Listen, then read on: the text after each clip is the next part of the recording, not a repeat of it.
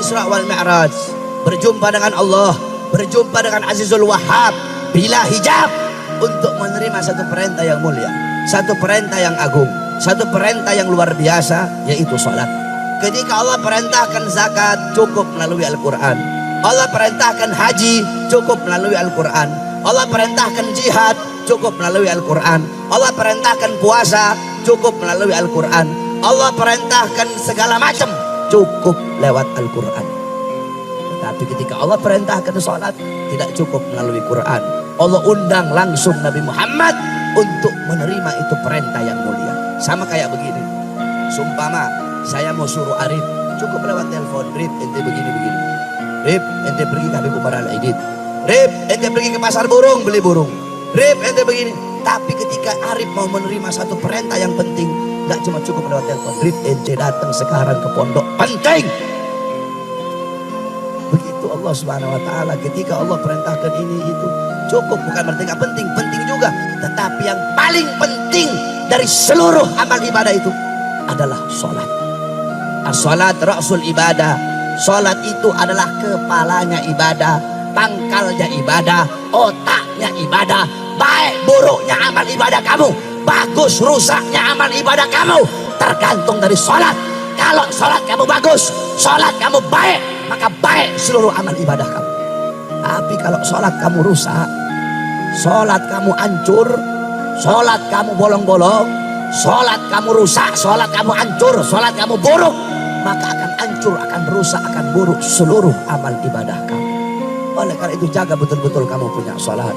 Jangan sampai kamu lalai dalam sholatmu. Jaga betul-betul kamu punya sholat. Rasulullah sebelum wafat masih sempat wasiat, alaikum bisalah, alaikum bisalah. Nabi masih wasiat seperti itu. Nabi Muhammad, jangankan saya dan kalian, jangankan kita, saya ahli maksiat, kamu juga ahli maksiat. Saya dan kalian, kita sama-sama ahli maksiat. Gak usah munafik-munafikan. Saya ahli maksiat, kamu juga ahli maksiat. Jangankan kita yang ahli maksiat, Nabi Muhammad pasti masuk surga. Bukan hanya pasti, tapi surga Allah ciptakan untuk Nabi Muhammad. Surga Allah ciptakan untuk Nabi. Apakah Nabi enak-enakan? Alah, gak usah sholat, saya pasti masuk surga. Gak usah puasa, ngapain capek-capek, toh saya pasti masuk surga. Apakah Nabi seperti itu? Enggak. Justru Nabi yang paling banyak sholatnya, padahal Nabi dijamin surganya. Padahal Nabi maksum, tapi Nabi sholat sampai kakinya bengkak. Saya dan kalian, kita siapa? Hah? Kamu dijamin masuk surga? Kenapa kamu lalai sholat kamu?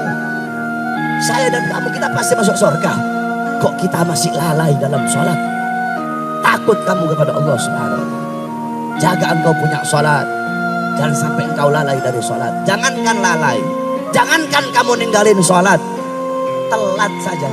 Telat. Al-Habib Umar bin Abdurrahman Al-Abdas. Habib Umar satu waktu beliau punya anak wafat. Kamu perhatikan betul-betul ini kisah. Habib Umar anaknya wafat. Ketika anaknya Habib Umar wafat, datang orang-orang takziah. Orang-orang datang takziah. Kata Habib Umar apa? Sungguh bagi kalian musibah agama adalah musibah yang enteng. Kata Habib Umar, musibah agama bagi kalian adalah musibah yang enteng. Bagiku, kata Habib Umar, terlambat sholat jamaah.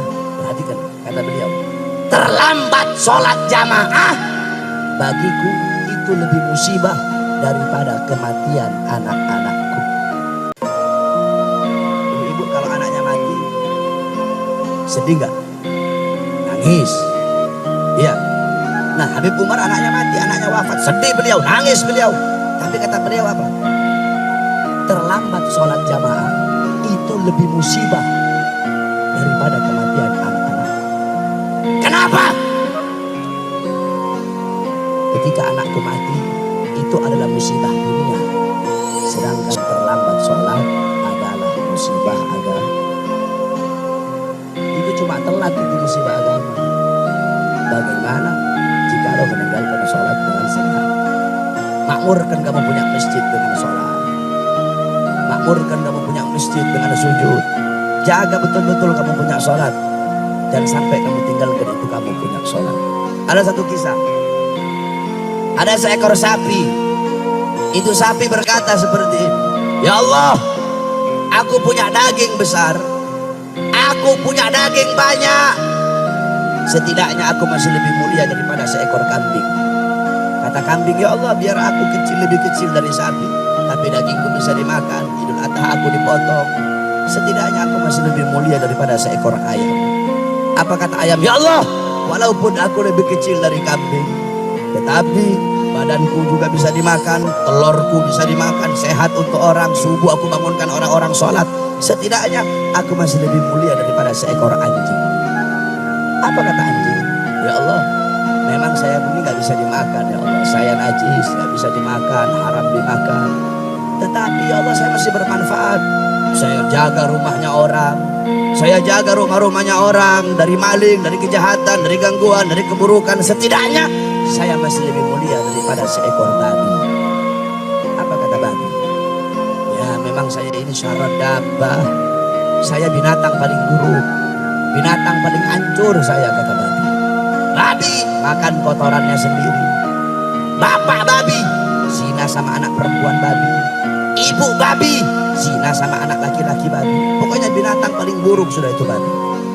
Tapi kata babi apa? Tetapi aku masih punya iman kepada Allah Subhanahu wa Ta'ala. Setidaknya aku masih lebih mulia daripada orang-orang yang meninggalkan sholat 5 waktu dengan sengaja.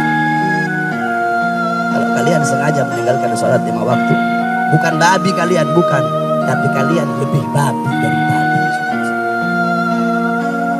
Kalau saya dan kalian, kita meninggalkan sholat 5 waktu sengaja, berarti kita lebih babi